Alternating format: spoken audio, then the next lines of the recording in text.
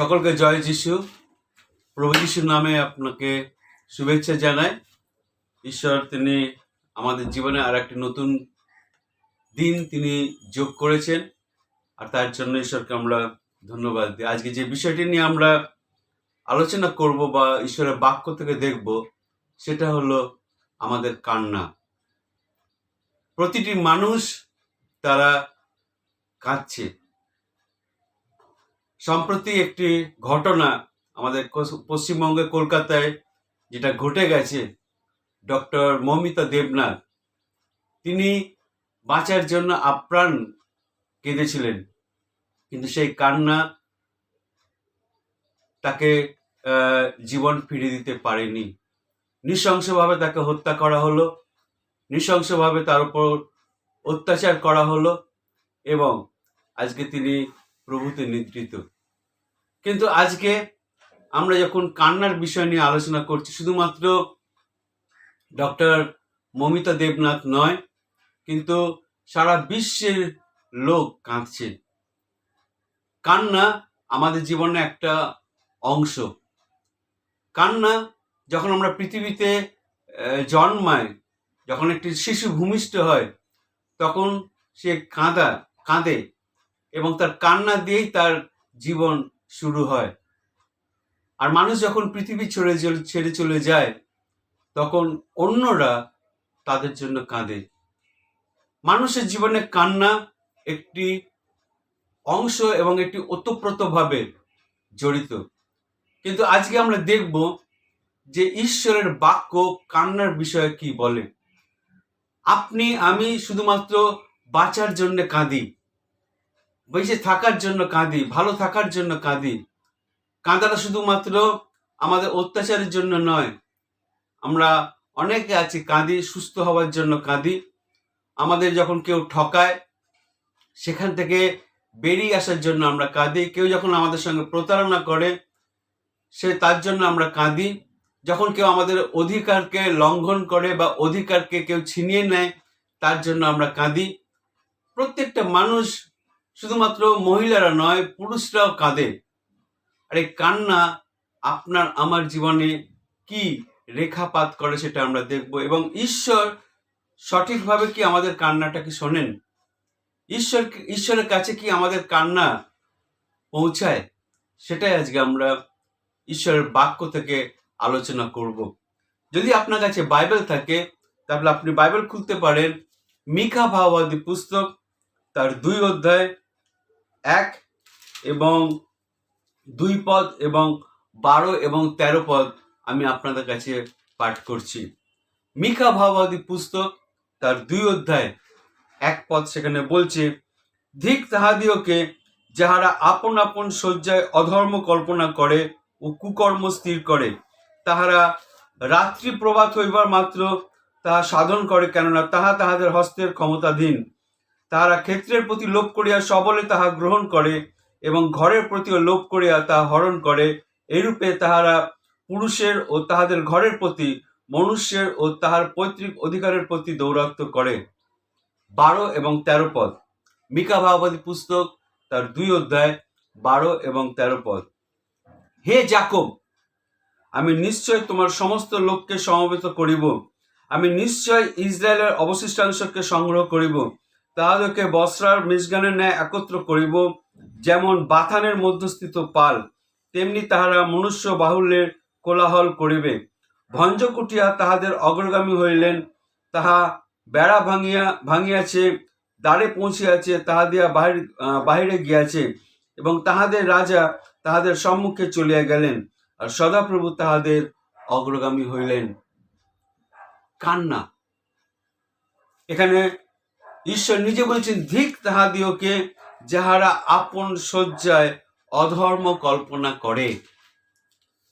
আর এই কান্না ঈশ্বরের কাছে পৌঁছায়। ঈশ্বর আপনার চোখের জল, তিনি চোখের জলকে তিনি মান্যতা দেন। আপনার চোখের জলকে, আপনার হৃদয়ের কান্নাকে তিনি শোনেন এবং তিনি তার সময় অনুযায়ী উত্তর দিয়ে থাকেন। আজকে আপনি আমি আমাদের জীবনে যে কান্না রয়েছে, সেই কান্নার সেই সময়টুকু, সেই সিজনটাকে ঈশ্বর বলছেন সেই সিজন থেকে আপনাকে বার করে আনবেন। আপনি হয়তো অনেক দিন ধরে কাঁদছেন, আপনার কান্নার কেউ হয়তো দেখতে পাচ্ছেন না, আপনার বাড়ির লোক, আপনার আশেপাশের লোক, আপনার নিজের লোক হয়তো আপনার কান্নাটাকে বোঝে না, বোঝার চেষ্টা করে না, কিন্তু ঈশ্বর তিনি আপনার কান্নাকে তিনি দেখতে পাচ্ছেন। আপনার কান্না তিনি কি করবেন? আনন্দে পরিণত করবেন। আর আজকে আমরা বাইবেল থেকে দেখব যে ঈশ্বর আপনার কান্নাকে কিভাবে তিনি দেখেন। ঈশ্বর কি আপনার কান্নাটাকে তিনি মান্যতা দেন, বা ঈশ্বর কি আপনার কান্নাটাকে শুনেন, সেটা আমরা বাইবেল থেকে দেখব। এখানে বলছে মিকা 2:12 এবং 13 পদ, ইসরায়েল জাতির প্রতি একটা বিশৃঙ্খলা দেখা দিয়েছে। ইসরায়েল জাতি তারা ঈশ্বরের কাছে কাঁদছে, তাদের কোনো অনাচার রয়েছে, অবিচার রয়েছে। আর সেখান থেকে ঈশ্বর তিনি বলছেন যে ভঞ্জক উঠিয়া তাহাদের অগ্রগামী হইলেন, তাহারা বেড়া ভাঙিয়াছে, দ্বারে পৌঁছিয়াছে, তাহাদিয়া বাহিরে গিয়াছে, এবং তাহাদের রাজা তাহাদের সম্মুখে হতে চলিয়া গেলেন। তাহাদের রাজা মানে তাদের যে লিডার তাদেরকে ছেড়ে চলে গেছে, তাদের যে নেতা তাদেরকে ছেড়ে চলে গেছে। এবং ঈশ্বর তিনি বলছেন, আর বাইবেল বলছে যে সদাপ্রভু তাহাদের অগ্রগামী হইলেন। সদাপ্রভু তাহাদের অগ্রগামী হইলেন, অর্থাৎ ঈশ্বর তাদেরকে নেতৃত্ব দিলেন, ঈশ্বর নিজে তিনি তাদের নেতৃত্ব দিলেন। আজকে যদি আপনার কান্না যদি কেউ না শোনে, ঈশ্বর আপনার হয়ে তিনি কথা বলবেন, ঈশ্বর তিনি আপনার হয়ে তিনি বিচার করবেন, ঈশ্বর তিনি আপনার চোখের জলকে মোছাবেন, কিন্তু তিনি তার সময় অনুযায়ী করবেন। আমরা দেখি যে কান্না আমাদের জীবনকে পাল্টে দেয়। আমরা দেখেছি হান্নার জীবনে, হান্না তিনি বন্ধা ছিলেন, তিনি ঈশ্বরের গৃহে প্রত্যেক দিন গিয়ে কাঁদতেন আর কেঁদে কেঁদে প্রার্থনা করতেন, আর ঈশ্বর তিনি তার কান্না শুনলেন এবং তাকে একটি ফুটফুটে সন্তান দিলেন যার নাম ছিল শমুয়েল। আর হান্না শমুয়েলকে তিনি ঈশ্বরের উদ্দেশ্যে উৎসর্গ করেছিলেন। আমরা দেখতে পাই যোসেফের কান্না।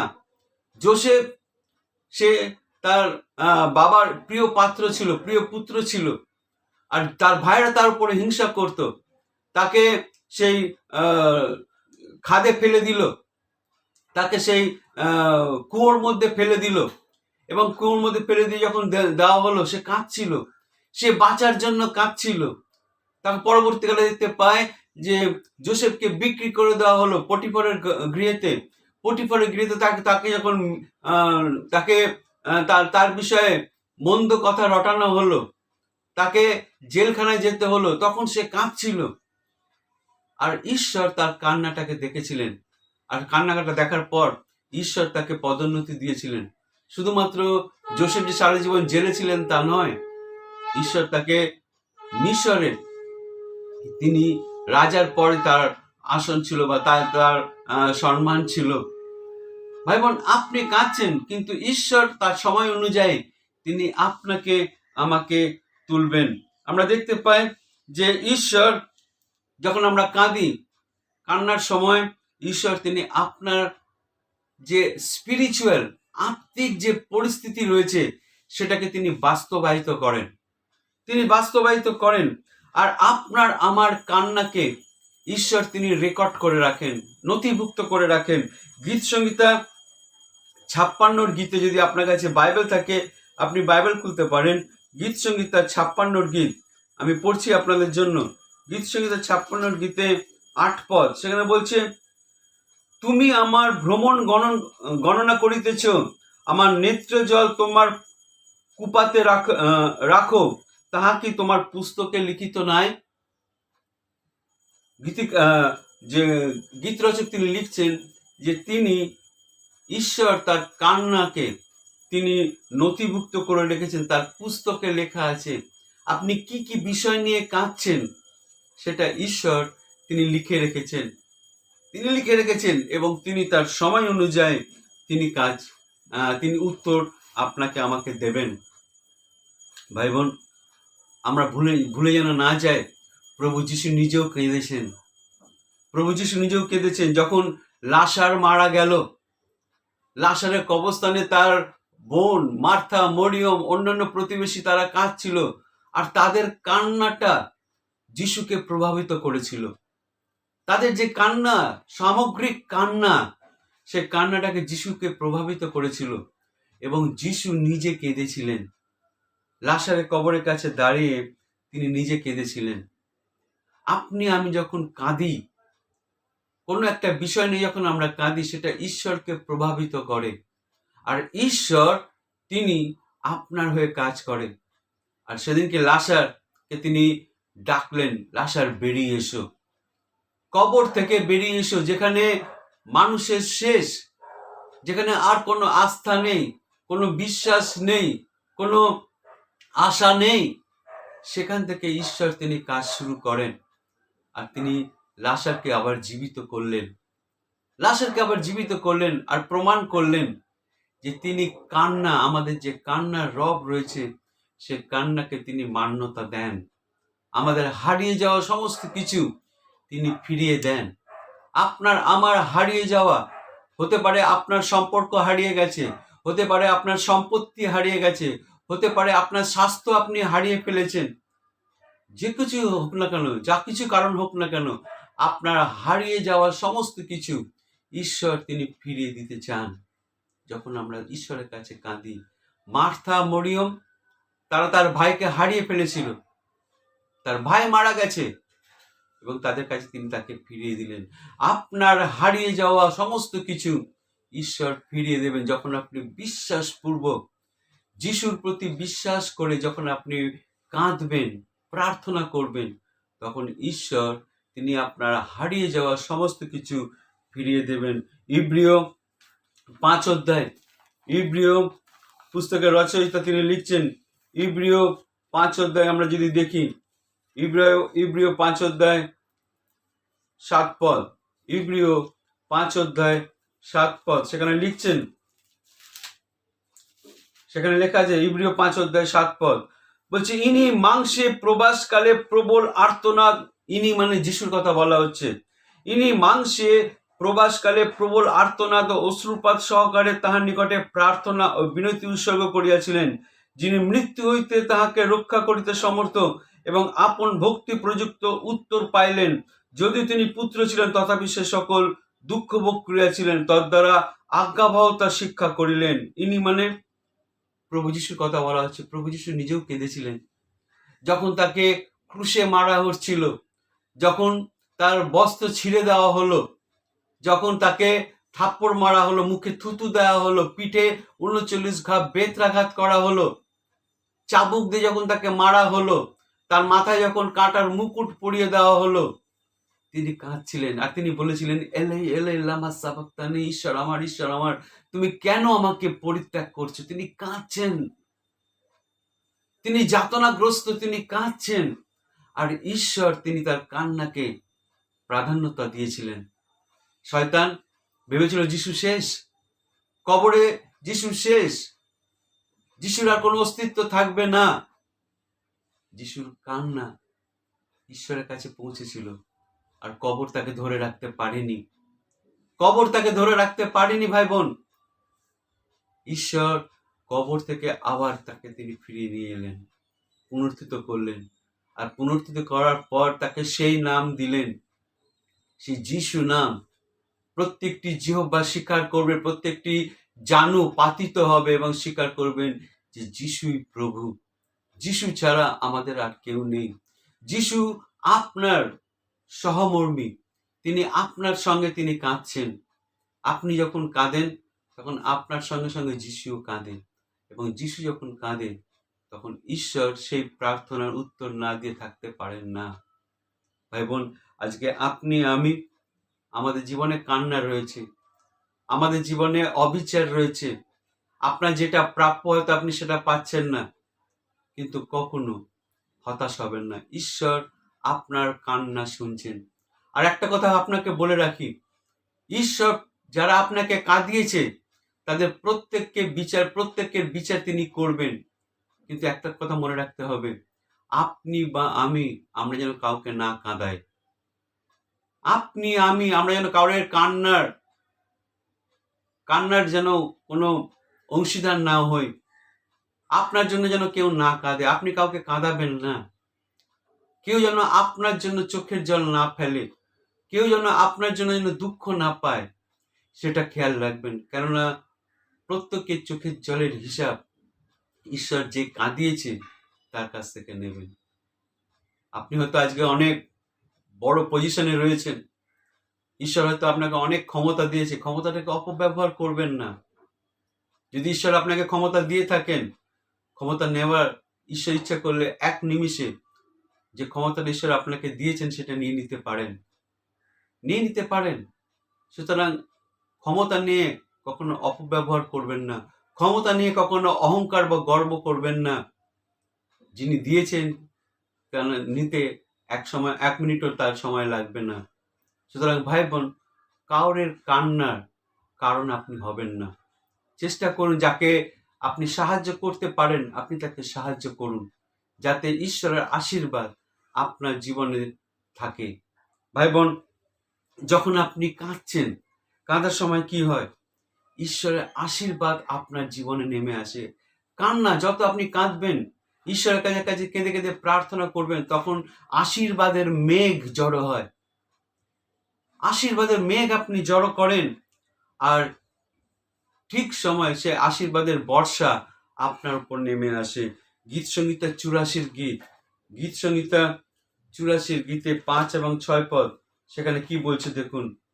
গীত সংহিতা 84 5 এবং 6 পদ আমি আপনার জন্য পড়ছি।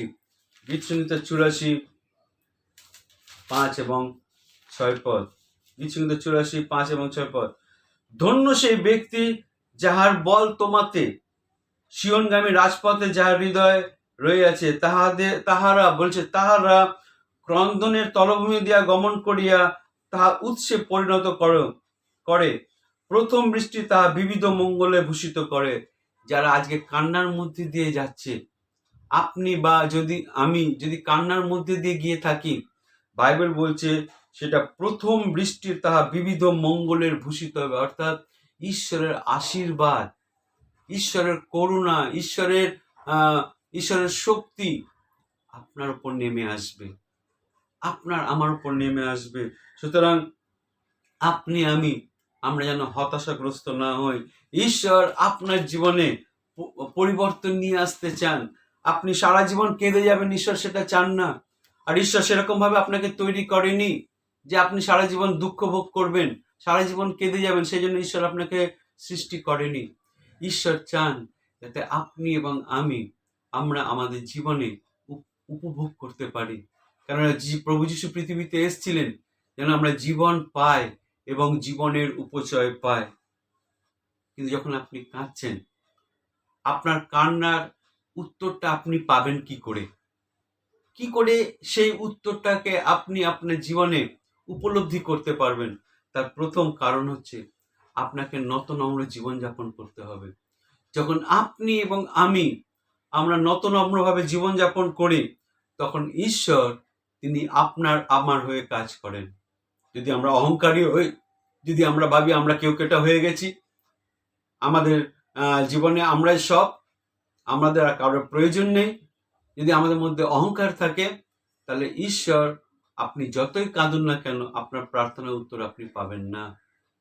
ঈশ্বর তিনি অহংকারীদের প্রতিরোধ করেন, কিন্তু নম্রদেরকে তিনি কি করেন? ওপরে তোলেন। ভাই বোন, আপনি আমাদের জীবনে ঈশ্বর তিনি চান যেন নত নম্রভাবে জীবনযাপন করি। আর যখন আমরা নত নম্রভাবে জীবনযাপন করি, ঈশ্বর একটি আর যখন আপনি কাঁদছেন, প্রার্থনা সহকারে যখন আপনি কাঁদছেন, তখন ঈশ্বর কি করেন? আপনার হয়ে তিনি কি কাজ করেন? লূকা লিখিত সুসমাচার 12 অধ্যায় 3 পদ। যখন আপনি কাঁদেন ঈশ্বরের কাছে, তখন ঈশ্বর আপনার হয়ে কি করেন? যেখানে বলছে লূকা লিখিত সুসমাচার 12 অধ্যায় 3 পদ, সেখানে বলছে, অতএব তোমরা অন্ধকারে যাহা কিছু বলিয়াছ তা আলোতে শোনা যাইবে, এবং অন্তরাগারে কানে কানে যাহা বলিয়াছ তা ছাদের উপরে প্রচারিত হইবে। অর্থাৎ যখন আপনি কাঁদছেন, যারা আপনাকে কাঁদিয়েছে, যে কারণে কাঁদিয়েছে, ঈশ্বর তাদেরকে এক্সপোজ করেন, তাদেরকে তিনি কি করেন, বাইবেল বলছে তারা তিনি প্রকাশ করেন। তাদের সমস্ত গুপ্ত বিষয়গুলো, তারা যে অধর্মগুলো করেছে, আপনার প্রতি যে অধর্ম করেছে, সেগুলো ঈশ্বর সর্বসমক্ষে তিনি কি করেন, প্রকাশ করেন। আজকে আমরা দেখতে পাচ্ছি যারা ভেবেছিল আমাদের কিছু হবে না, ঈশ্বর তাদের সমস্ত অধর্মগুলো কি করছেন, প্রকাশ করছেন। যারা আপনাকে কাঁদিয়েছে, আপনাকে অবিচার করেছে, আপনাকে কষ্ট দিয়েছে, ঈশ্বর তার সময় অনুযায়ী তাদের অধর্মগুলো কি করবেন, তিনি সর্বসমক্ষে নিয়ে আসবেন। আর যখন সর্বসমক্ষে নিয়ে আসবেন, তখন ঈশ্বরই আপনার হয়ে আমার হয়ে তিনি কি করবেন, বিচার করবেন। সুতরাং ভাই বোন, আপনি হতাশাগ্রস্ত হবেন না যে ও আমার কিছু হবে না, আমি যেরকম আছি সেরকমই থাকবো না। ঈশ্বর সময় অনুযায়ী সমস্ত কিছু তিনি নিয়ন্ত্রণ করছেন এবং তিনি সমস্ত কিছু সর্বসমক্ষে নিয়ে আসবেন। আর যখন সর্বসমক্ষে নিয়ে আসবেন, তখন ঈশ্বর আপনাকে তিনি বিজয়ী অপেক্ষা বিজয়ী করবেন। মনে পড়ে দাউদের কথা।